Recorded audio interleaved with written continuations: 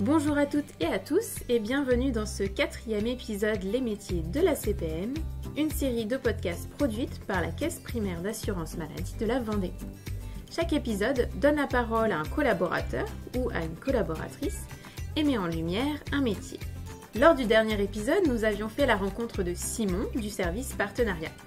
Et aujourd'hui, j'ai le plaisir d'avoir à mes côtés deux collaboratrices statisticiennes, Nathalie et Priscilla.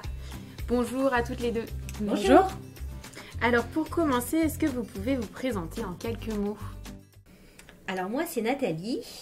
Alors, je ne vais pas vous donner mon âge, mais je peux quand même vous dire que ça fait 21 ans que je travaille à la CPAM de la Vendée. Et je suis dans le service des statisticiens depuis 2003. Moi c'est Priscilla, la petite dernière. Car je suis arrivée au sein de la caisse et au sein du service en décembre 2019 en tant que statisticienne. J'avais fait un remplacement dans ce même service en début 2017. Alors dans le service, nous faisons toutes globalement le même travail, mais nous avons des formations différentes. Moi par exemple, j'ai une licence de mathématiques. Et pour ma part, j'ai un DUT statistique et informatique décisionnelle. Ok. Et alors, quel est le rôle d'un statisticien au sein de la CPM de la Vendée ? Alors, notre rôle, c'est à la demande de la direction, de services de la CPAM ou bien de partenaires extérieurs. Nous réalisons des analyses statistiques et des études à partir des données qui sont principalement issues des remboursements de l'assurance maladie. Ces informations sont traitées dans le respect des principes de protection des données personnelles et confidentielles.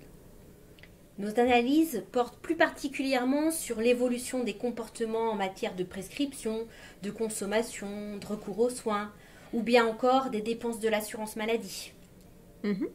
Et alors, si on rentre un peu plus dans le détail, quelles sont vos principales activités ? Alors, nos activités sont très très variées. Alors, pour vous donner un exemple, l'une de mes dernières études a concerné le parcours des patients vendéens en situation d'infertilité sur les 2 dernières années. Je peux vous donner un autre exemple, c'est de comprendre ce qui explique l'évolution des dépenses. Alors quand on parle d'évolution des dépenses, c'est ce qui a été remboursé par la CPAM de la Vendée. Par exemple, quels ont été les impacts de la crise sanitaire sur la consommation de soins.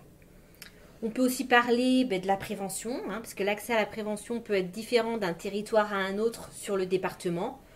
Je pense notamment au dépistage des cancers, à la vaccination contre la grippe, à la prévention bucco-dentaire chez les enfants, les ados, les jeunes adultes. Pour vous expliquer comment on travaille, selon un champ d'études déterminé, nous sélectionnons les données dont nous avons besoin pour notre étude et nous définissons la méthode qui est la plus adaptée pour notre analyse.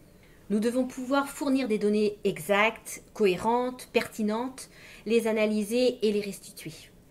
Puisqu'on parle de restitution, on peut restituer nos données sous différentes formes variées. Cela peut être la création de tableaux de bord, par exemple pour un suivi de progression de la télémédecine, sous forme de cartographie. C'est tout de suite beaucoup plus visuel d'avoir les chiffres sur une carte. Ou, dernière restitution, sous forme rédactionnelle de notes d'analyse documentées. En effet, vos missions sont très vastes. Et donc, pour occuper ce type de poste, quels sont, selon vous, les atouts à avoir ? Aimer les chiffres, bien sûr. Forcément. Très important. Ouais. Être curieux et aussi aimer faire des recherches parce qu'on doit être au fait des évolutions de la réglementation. Il y a beaucoup de mises à jour, donc vraiment être au fait. Des informations disponibles dans nos bases de données et aussi aimer travailler en équipe. D'accord. Je rajouterais aussi qu'il faut avoir le sens de la pédagogie et puis savoir adapter notre communication selon nos interlocuteurs, parce que c'est vrai que nos études peuvent être diffusées tant au sein de la caisse primaire qu'à l'extérieur et on n'utilise pas forcément le même vocabulaire, les mêmes mots si on s'adresse à des collaborateurs ou si on s'adresse à des professionnels de santé, des partenaires extérieurs. Bien évidemment. Et alors, avec toutes ces données que vous manipulez, est-ce qu'il y a un chiffre clé que vous aimeriez nous partager ? Oui, bien sûr, un chiffre clé d'actualité, c'est 30 millions d'euros qui ont été remboursés en 2021 par la CPAM de la Vendée, qui concernent les tests de dépistage de la Covid-19. Alors c'est vrai que 30 millions d'euros, on ne se rend pas forcément compte de ce que ça représente, Mais pour vous donner un ordre d'idée, ça fait un peu plus de 33 000 week-ends en amoureux, en thalasso au Sable d'Olonne. Waouh, en effet, c'est conséquent. Et alors, qu'est-ce qui vous plaît le plus dans votre métier ? La diversité de nos activités, les échanges entre les différents services de la CPAM et aussi les différents échanges entre nous dans le bureau et mettre aussi nos compétences au service des autres. Super. Et bien écoutez, merci beaucoup Nathalie et Priscilla. Merci. Si vous souhaitez en connaître davantage sur nos métiers et sur nos opportunités d'emploi, je vous invite à vous rendre sur le site lasecurecrute.fr et à vous abonner à notre page LinkedIn. Je vous remercie pour votre écoute et je vous donne rendez-vous pour un prochain épisode Les métiers de la CPM. D'ici là, prenez soin de vous. À très bientôt.